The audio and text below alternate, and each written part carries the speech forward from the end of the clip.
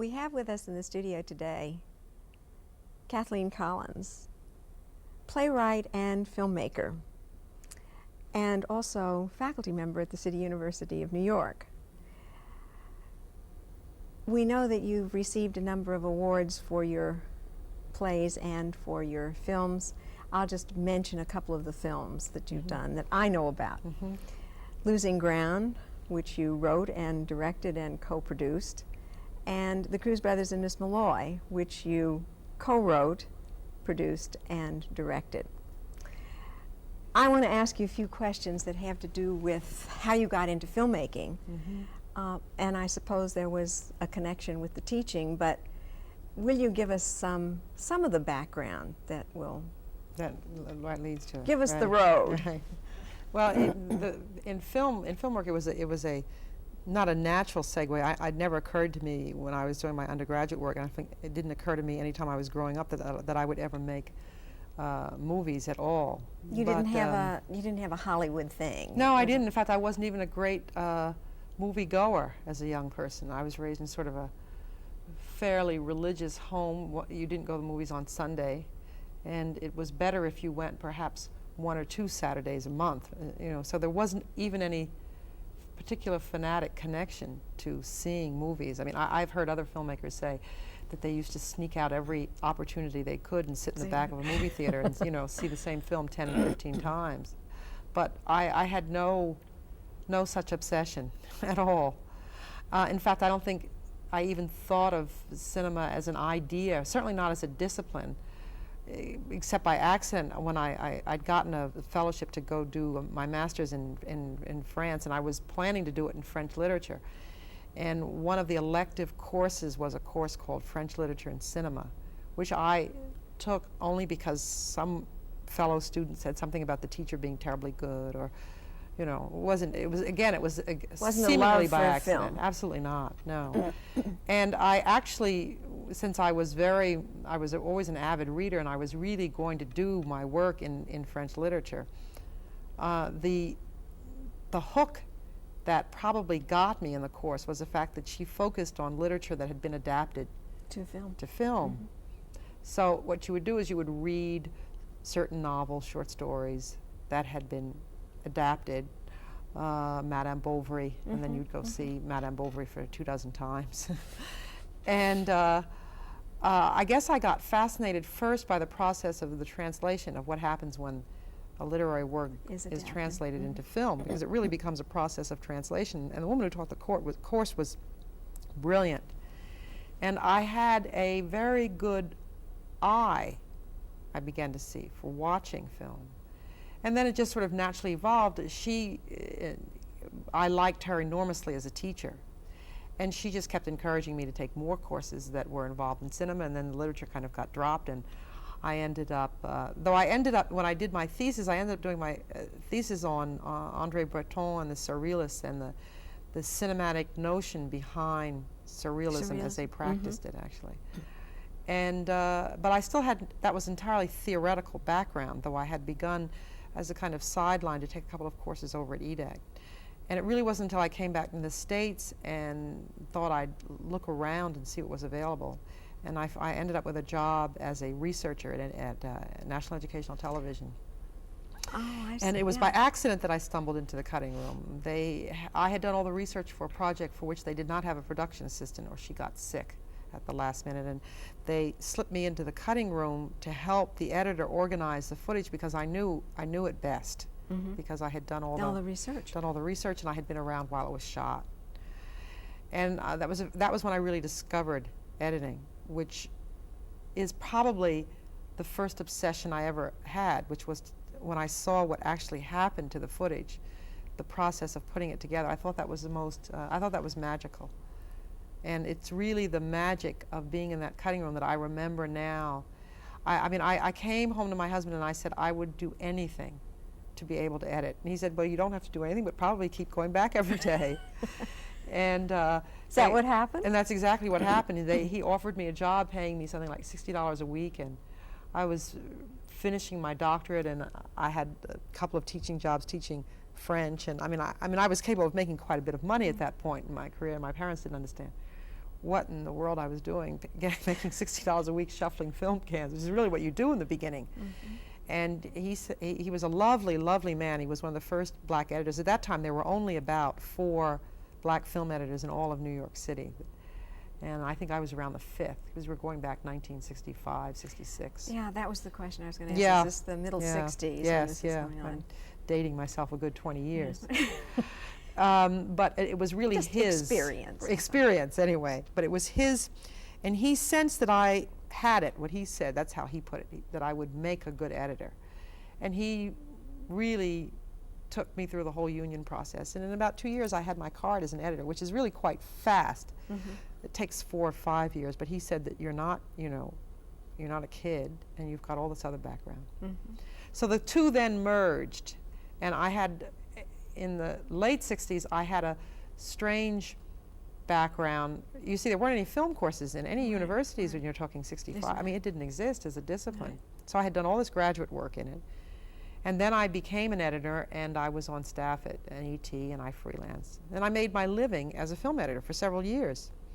But somewhere around 1971, when they were opening up all these film courses, and the universities were still looking for academic people to teach them, who had at least some semblance of academic credentials, I was, I guess, kind of a rarity at that point, because I got offered a lot of jobs. And I finally took a job at City University, and I've been there teaching simultaneously for about 10 years. And then eventually I ended up making films, probably more out of the fact that I was in a university structure where a lot of equipment and students were available to me, and it made it a lot easier to make that transition. So that's the rough background. And of course the commitment to teaching for some reason has remained with me in spite of, I suppose, my heart being very much committed to making films, but the teaching is still very much a part of it. Let me ask you just a couple of things, and then I want to go back to the idea of teaching as being at the a strong commitment for you. You made Losing Ground. Was that the first film that you made? No, that's the second. That's so. Yeah, that's the other second. one, the Cruz Brothers, the first one. Yeah, I didn't want to. I had started writing plays way before any of any. I was writing plays probably all the time I was a film editor, writing plays, short stories. And I had several short stories that I considered adapting to film. But going from being an editor and a teacher to being a director was still quite a leap. And I really didn't want to make that leap with material of my own that I might get too close to. Because I was really going to try and figure out what the director does that, the editor understands intuitively when he or she actually cuts the footage, but doesn't actually execute. And I didn't know that much about working with actors. And there were a lot of sort of sideline skills that I felt I needed to understand. So I wanted material that I really wasn't emotionally committed to, which is really why I originally did the Cruz Brothers. The way you would be if it was... Yes, if it was mine. Yeah. And it was a deliberate decision. I liked the Cruz stories very much.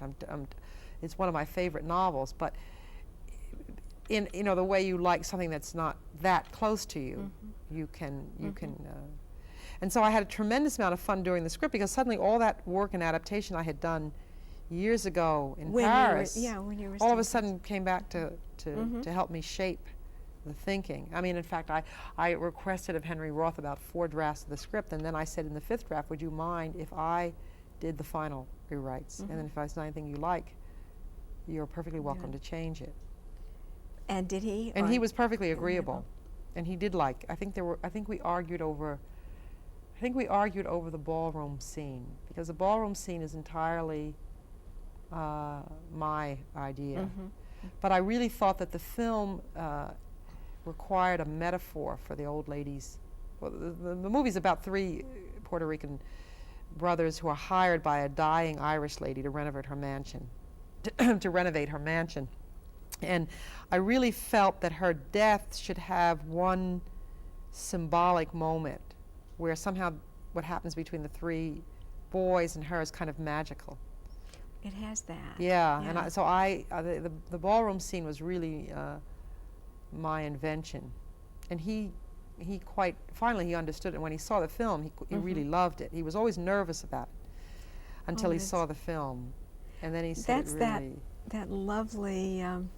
It's a fantasy level. Yes, it really to it, is. And it works so well. Yeah, and it allows you to see her before she dies, probably the way maybe she would have liked things to have been at some point.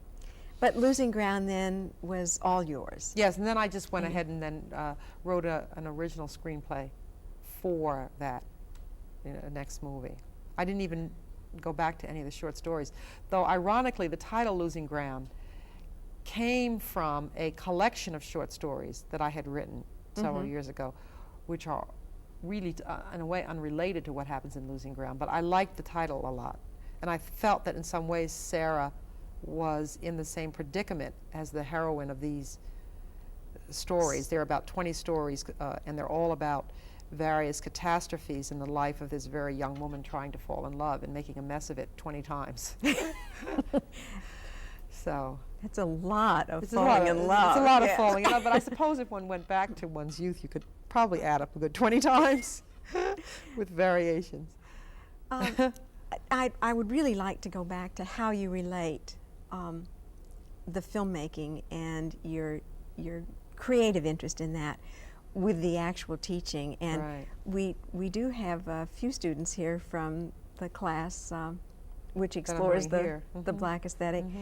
And I have seen how you work with them, teaching them, well, it's screenwriting, but it's a great deal more than that. Yeah, it really is, because what has happened over the last 10 years is that when I first started teaching film, like anyone who first starts teaching, I don't think I knew anything about teaching film. I knew a great deal about editing, and I understood all of the aspects of film that go into editing, which really are all the skills: editing, sound, direction, camera work, all the rest. And since I had done all that graduate work, I had a very good theoretical background.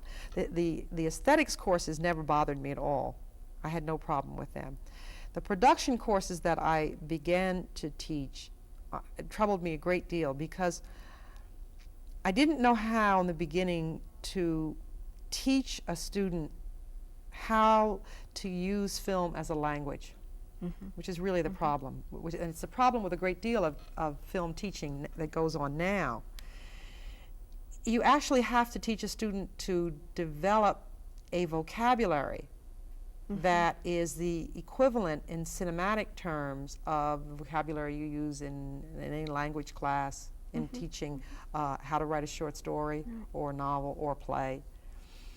But developing a process, an evolutionary process, which is really what I ended up doing, because when I was there, when I first came to City University, it was a young department. We were all trying to figure out what film was in terms of teaching it. And of course the history and aesthetics courses were the easiest ones to teach, because you could go back to the history of cinema and build them on that. But the production courses were generally very sloppy, and the students would take a course, say in 8mm cinema, and then they'd take a production course in 16, but there was no thread going through all these classes.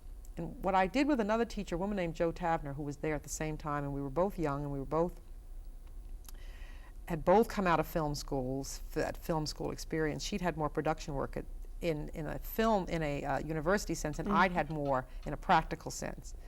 And we actually sat down for several months and thought out how you should introduce film in such a way that students could gain a systematic sense of it as a language, and then experiment in their films with the language. So you would never say to a student, go out and shoot and then we'll look at your footage. You would say to a student, we're going to examine the frame.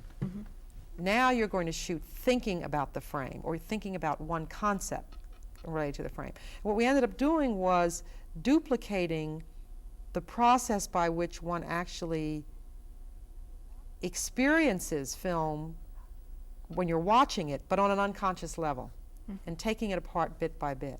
So now actually what I do when I teach, in a way it doesn't matter what course it is, I try and work the students into a grasp of the language that the fact that a language is actually being presented to them, and the more sophisticated they can become about apprehending that language, the more critical they can become when it's used sloppily, when it's used incorrectly, when it's not really being used at all, and therefore they become their own best critic. Would you be willing to show us, just to demonstrate how you do that in class? Well, I suppose what I do is I really start with, in almost every class I teach, I start them with a basic vocabulary. That there are, just as if you were learning English, you've got to learn where to place a comma and a parentheses and a period and when a new paragraph begins. In a basic intro class, which is the first one I teach at City, and I've always taught that class every year, because what happens by the end of the year is they become very excited about it as a language, and usually we end up recruiting the largest number of our film majors, those who haven't come in already committed, out of that intro course. And what they do is they shoot 5 little 3-minute films, and in each one of those films they examine a concept that is central to understanding how film evolved as a language. The first one is an exercise, and it really points to, and it's the only one I need to give you because it really points to how the process works. They look at the first films that were ever shot. They look at Lumiere's early newsreel footage, and they look at Méliès's first example of A Trip to the Moon, which is really the first fiction film in a way. And what they begin to, and the exercise is called stationary versus moving camera. And what they begin to perceive is that in the initial stages, that film evolved as a language, but it evolved as a language out of technological developments. That in the first films, the camera does not move. Right. It simply takes what could be called either a long shot or a medium shot position. It holds that position, and whatever movement happens, it happens by virtue of the performers either clowning, moving in and out of the frame, coming forward, right? But that if you go from those 2 films and you look at Porter's Great Train Robbery. Great Train Robbery, for the first time you see a real effort as the cowboys are running down the hills. It's the simplest first cowboy movie ever made, but it has every convention of every cowboy movie ever made forever and ever. And what happens in that movie is, in the beginning, he does the usual stationary camera. The actors become overly dramatic because there's a distance between them and the camera isn't moving. Therefore, and it's silent. Therefore, their gestures have to be bigger than life. Then at one point, there's this funny little moment when the bad guys, quote unquote, are running away down the hill, and the camera you almost feel like it's an instinct. It starts to pan with them. It starts to move with them. And suddenly, your involvement changes. Your involvement changes from just simply being an objective observer to someone saying, oh, look at those guys going down the hill. So the sudden, in that one, and that's a technological advance. In other words, they had to find a pivot on which the camera could swing in order to be able to get it to move. And you could go on from there indefinitely. They had to develop a wheel of some kind on which you could place the camera in order for it to begin to dolly. They had to develop a zoom lens in order for it to be able to move in and out. But each one of those technological advances was actually dictated by some emotional need, which you can really feel in Porter from the beginning. He wanted to move with those characters because it gave something to the story that the story didn't have before. And needed. Yeah. And so you have simultaneously a language evolving out of technology.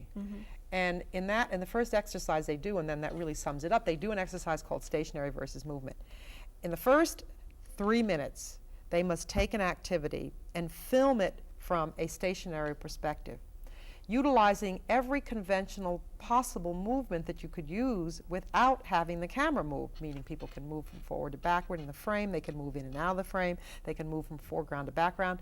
It's up to them to become very imaginative about the stationary camera. And it's meant to be a simple exercise. It can be a girl on a swing, it can be 2 guys playing tennis, it can be a man running around a track, but it's meant to be a very simple exercise. The only requirement is that when the camera moves, they must repeat the same exercise. They can't change the exercise. They can't change the activity whatsoever. If you had a guy running around a track 5 times, he has to run around a track 5 times. But what happens to that activity when the camera is able to move, when it's able all of a sudden to dolly or to pan or to track? What happens to the viewer's involvement in the activity? What happens in terms of what you can say about the activity, which is the final measuring rod? And at the end of the exercise, they really begin to understand the process of making a statement on film, and that statement can come out of how they choose to move, what moves are made, because they've been able to watch this activity when it was still. And what's the statement, what is the linguistic statement when the camera is absolutely still? And from there we go on to a whole series of exercises, but that is but the principle is how are you going to learn to master this language? And the final exercise is they have to do a self-portrait essay in which they are required to tell me, in a silent movie, by the way, none of this is done with sound. The entire first semester is done silent. In the 5th exercise, they do an exercise called self-portrait, and I put on the board between 5 to 10 pieces of information that I wish to have about them before the exercise is over. Well, it's as if they're writing an essay. And they, by that time, have begun to understand sufficiently the conventions and the language to be able to utilize that language in actually writing what I define as a film essay. Some of them do it brilliantly through light by then, because they've gone all the way through the use of light and how light is part of that statement and how space is part of that statement, as well as movement. And usually those exercises are really extraordinary. They're usually the ones I keep in my private file because they're real little gems by then. And it basically proves the point that film is a language.